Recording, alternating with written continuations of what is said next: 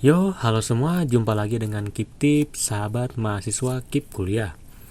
Baik teman-teman, pada video kali ini aku mau sekedar membahas gitu kan gambaran besar apa sih yang ada di akun Kip Kuliah teman-teman semua nanti ketika teman-teman mendaftar di bulan Februari tanggal 14 atau tanggal 15.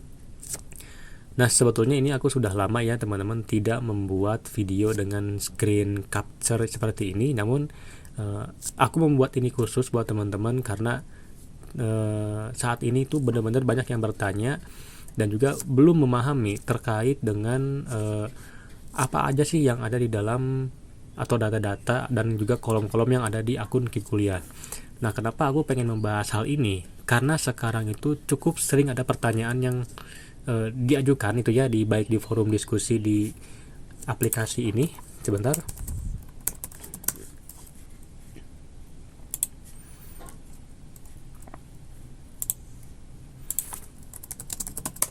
Nah, jadi buat teman-teman barangkali yang mau bertanya dan juga berdiskusi, silakan bisa download aplikasi ini di Play Store ya teman-teman. Nah, pada aplikasi ini teman-teman banyak yang bertanya terkait dengan ini. Sebentar, ini SPPT pembayaran PBB ya teman-teman. Nah, banyak banget yang bertanya hal ini, Kak, saya tidak punya SPPT atau PBB gitu kan. Nah, ini banyak banget yang bertanya hal-hal ini gitu kan. Nah, daripada aku terus terang menjawab pertanyaan yang sama dan diulang-ulang terus-menerus, lebih baik aku coba buatkan video saja agar teman-teman tidak bisa dibilang tidak terlalu salah paham atau tidak terlalu pusing dengan hal ini gitu kan. Jadi aku akan langsung menunjukkan bagaimana menu-menu dan ada apa saja di akun Kip Kuliah seperti itu. Nah, ini kan dari di bilik misi nih, teman-teman. Nah, ini bisa teman-teman cek di sini adalah berkas yang diperlukan yang teman-teman butuhkan ketika mau mendaftar KIP kuliah. Nah, ada apa saja gitu kan dalam berkas-berkas Kip Kuliah atau gambaran umumnya. Nah, di sini ada nih teman-teman langsung dari akun Kip Kuliah gitu kan. Jadi teman-teman kayak nggak perlu meragukan keaslian data-datanya. Nah, ini langsung teman-teman aku buka di sini ya teman-teman dari kipkuliah.kemdikbud.go.id, bisa teman-teman langsung cek aja gitu kan. Nah, tentu di sini untuk data aku rubah ya karena memang ini adalah data pribadi ya. Dan ini juga langsung dari punyaku sendiri ya teman-teman. Jadi ini aku ganti dari namanya, dari nomor dan lain-lain karena itu adalah data pribadi. Oke, kita langsung masuk ke kolom pertama yaitu kolom penetapan. Namun terus terang ya teman-teman, untuk kolom penetapan ini mungkin itu kan akan aku dibahas lain kali aja. Kenapa? Karena kolom ini tuh akan ada ketika teman-teman itu sudah keterima di satu perguruan tinggi negeri. Kita langsung ke biodata saja ya teman-teman. Nah, pada kolom biodata di sini teman-teman itu harus memasukkan foto pribadi ini. Jadi di sini betul ada foto pribadi terbaru kurang lebih sekitar 3 bulanan ya di bagian ini. Nah, di sini ada NISN ya teman-teman pasti tahu lah ya NISN teman-teman semua. Nah, ini tentu udah diganti. Kemudian ini nama siswa atau nama teman-teman semua. Di sini kan Budi Tampan dah. Gitulah. Kemudian ada NIK, nah ini tinggal diisikan. Nah, ini nomor kartu atau KIP ya. Kalau nggak ada ya dikosongkan aja lah ya, karena kan di sini tertera jika ada ya. Jadi kalau nggak ada ya nggak apa-apa gitu, nggak usah Kak saya nggak punya ya, namanya aja kan jika ada gitu. Jadi kalau nggak punya ya nggak apa-apa gitu aja sebetulnya. Kemudian di sini ada Seman di Bandung ya, jadi asal sekolah, tahun lulus. Kemudian ini nama alamatnya gitu kan, ini bisa teman-teman dicek aja atau screenshot barangkali ya teman-teman, silakan. Ini di kolom biodata. Kita coba cek di kolom keluarga. Nah, dari detail keluarga, teman-teman, di sini ada nomor kakak, ya tinggal diisikan saja nomor kakak teman-teman semua ya.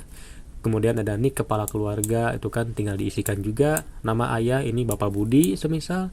Status ayah atau wali dan dituliskan seperti ini, disesuaikan saja dengan kondisi. Kemudian hubungan dengan ayah kandung lah atau gimana gitu. Kemudian ada detail ayah ya seperti ini gitu. Nah, namun teman-teman, sekali lagi aku tekankan bahwa pada video kali ini bukan menjelaskan bagaimana cara mengisinya itu ya. melainkan hanya gambaran besarnya, karena kalau untuk bagaimana cara mengisinya mungkin akan dijelaskan di video-video yang lain seperti itu. Kemudian di sini ada nama ibu Budi itu kan, semisal nomor telepon orang tua, jumlah tanggungan, kurang lebih begitu. Kita coba cek kolom ekonomi nih, yang sering banget teman-teman itu bisa dibilang banyak sekali salah pahamnya. Di sini kolom ekonomi ya hanya ada kayak pekerjaan nih dari orang tua seperti itu. Kemudian ada total hutang yang nggak ada, dikosongkan saja. Pekerjaan ibu di lainnya. Nah, ini dokumen pendukung keadaan ekonomi itu adalah dokumen yang mendukung bahwa teman-teman itu memang berasal dari keluarga yang kurang mampu, contohnya SKTM. Nah, sebetulnya ini tuh harusnya adalah surat penghasilan orang tua, namun pakai SKTM juga tidak apa-apa gitu. Nah, inilah fungsi dari SKTM tuh ini teman-teman, buat teman-teman yang masih bertanya dan bingung, ini nih fungsinya di sini gitu. Kita cek ke rumah nih. Nah, ini kan yang paling banyak ditanyakan buat teman-teman, ini ada SPPT. Coba cek dulu deh. Coba. Surat pemberitahuan pajak terhutang yang selanjutnya disebut SPPT adalah surat yang digunakan oleh Badan Pendapatan Daerah Pajak Bumi dan Bangunan. Nah, berarti kan adalah kayak semacam kita tuh kan kayak punya kewajiban atau kayak pajak bumi dan bangunan itu kan berarti kan berupa suratnya gitu. Nah, ini banyak banget teman-teman yang bertanya, Kak ini nggak punya ini gimana gitu kan. Nah, ini jawabannya nih. Jadi teman-teman yang nggak punya ini ya nggak apa-apa gitu kan, mau teman-teman ngekos kayak gitu kan, atau ngekontrak, atau ya bisa dibilang mungkin cuma numpang, ya nggak apa-apa gitu, tinggal dituliskan seperti ini nih. Karena yang ditanya, alasan kenapa di sini tuh dikatakan ada SPPT pembayaran PBB adalah hanya untuk teman-teman itu mengisi ininya saja nih. Teman-teman, apakah kepemilikan? Ya, kalau aku sendiri di sini sewa tahunan atau kos, silakan disesuaikan saja gitu kan. Sumber listrik ya, ini masih banyak yang bertanya, Kak, apakah tagihan listrik diperlukan? Karena kan di sini kalau nggak salah tuh ada nih. Apakah tagihan listrik tuh diperlukan? Ya, hanya tuliskan aja ini daya listrik tuh berapa watt, dituliskan seperti itu. Terus luas tanahnya berapa. Nah, menurut pemahamanku teman-teman, alasan kenapa teman-teman itu memerlukan surat itu bukan berarti harus mengupload suratnya, bukan, tapi setidaknya teman-teman itu memahami itu kan geografis atau kayak keterangan rumah teman-teman semua itu seperti apa. Contohnya adalah kayak berapa luas tanahnya. Nah, apakah teman-teman tahu ya? Kalau nggak tahu tinggal dikira-kira aja, karena ini juga kira-kira teman-teman, 25 meter persegi. NJOP, Kak, saya tidak punya ini, pajaknya tuh gimana? Ini nolkan saja teman-teman, jadi nggak perlu dibawa ribet sebetulnya gitu. Kalau teman-teman semisal sewa atau ngekos, dinolkan saja gitu. Kak, kalau saya semisal punya itu kan, karena ada yang bertanya, Kak, kalau semisal saya punya kebetulan tahun sekian, ya kalau semisal memang ada ya dituliskan gitu. Nah, kalau semisal tidak ada tapi itu adalah rumah kepemilikan, coba sekiranya tuh dihitung-hitung kiranya tuh berapa sih NJOP per meternya gitu. NJOP apakah? Ini adalah nilai jual objek pajak. Jadi ketika teman-teman punya rumah nih, dalam per meternya itu dia tuh punya harga berapa. Nah, tinggal dituliskan di sini. Kemudian luas bangunan, ya kurang lebih kan kayak ruas atau apa, seberapa besar rumah teman-teman semua kan. Di sini kan antara 25 sampai 50 meter sebetulnya kalau di sini gitu kan. Jadi disesuaikan saja. Terus bahan atapnya apa, ini apses atau seng.